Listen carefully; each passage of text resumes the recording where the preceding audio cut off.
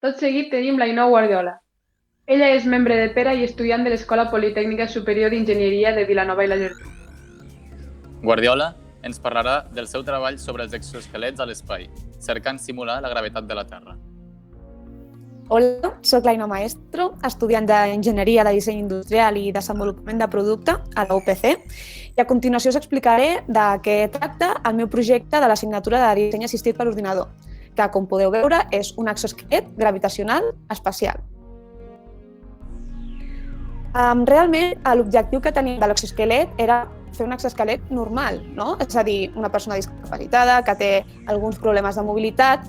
Nosaltres vam voler anar una mica més enllà i vam pensar en un exoesquelet una mica més diferent, no? Llavors vam pensar, realment, quines persones també tenen problemes de mobilitat sense realment tenir alguna discapacitat?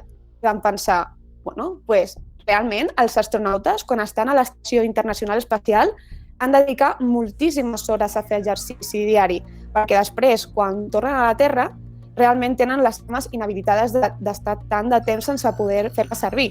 Llavors nosaltres vam dir, per què no podem pensar un exoesquelet per quan aquests astronautes estiguin a la ISS fent les seves activitats, els seus experiments, el que sigui, puguin realment fer qualsevol cosa, no tenir el problema de la gravetat. És a dir, sense poder tenir, el contacte amb la superfície. Llavors, clar, realment hem pensat, això té solució? Evidentment. Hi ha un projecte de futur que, com veu dir la paraula, és d'aquí a molt de futur, perquè una solució a que els astronautes estiguin en contacte amb la superfície, que puguin estar sense gravetat, estaria com, per exemple, la pel·li de Passengers. És una nau que està en rotació i aquesta rotació és la que provoca la gravetat. Quin és el problema?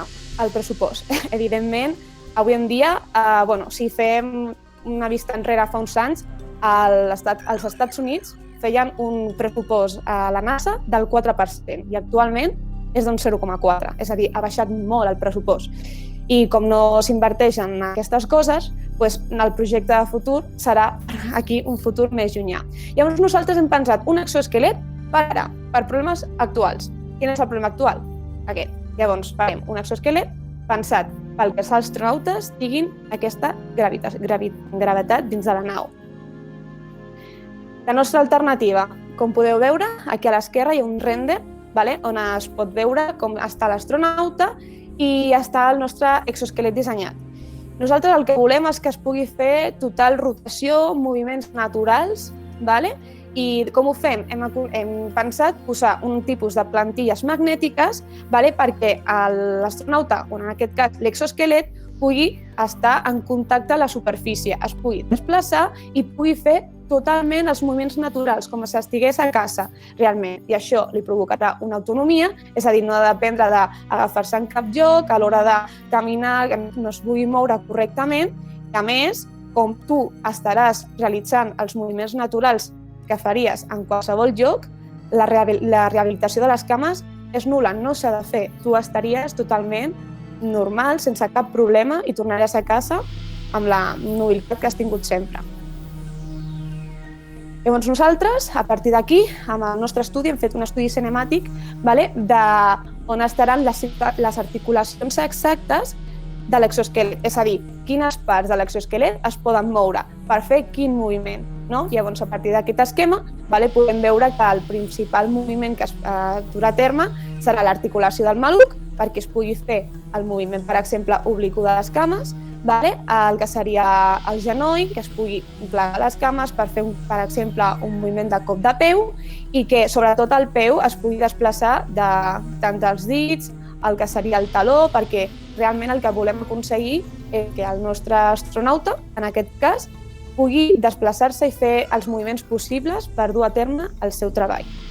A la dreta tenim els moviments exactes que hem volgut profunditzar més en concret, i ara a continuació us posarem uns vídeos perquè es vegin correctament aquests moviments. Per exemple, comencem el moviment obliqu de cames, que gràcies a un estudi de moviment amb el programa de disseny NX hem aconseguit ficar els motors, en aquest cas el que seria la zona del maluc, Llavors es pot fer el moviment de, en aquest cas, obrir les cames sense cap problema. Vale? Després, aquí al segon, hem ficat el moviment de cop de peu, vale? En el que, com podem veure, tenim el contacte de rotació del genoll, del taló, el peu perquè es pugui moure i alhora el maluc estigui en una posició correcta. Vale? I bueno, finalment, aquí al vídeo, tenim el que seria un moviment d'esquat, que aquí és més complicat perquè hem de tenir en compte el maluc, la seva posició, el genoll, que no estigui ni molt endavant ni molt endarrere. I a més, el que seria el turmell no es facin moviments antinaturals, és a dir, tot en la mesura de moviments naturals que pot fer qualsevol persona i a més això faciliti, a més amb l'adherència que tindrem, en aquest cas amb les plantilles magnètiques, que pugui fer totes les seves tasques, estigui com a casa. Realment és el nostre objectiu, que ja que estan tan lluny, es sentin com a casa, almenys a l'hora de fer els moviments. I bueno, en principi aquest és el nostre projecte, hem d'avançar moltíssim, però té molt bona pinta, profunditzem sobretot més en el tema de disseny, que és el que volem aconseguir, i moltes gràcies per la vostra atenció.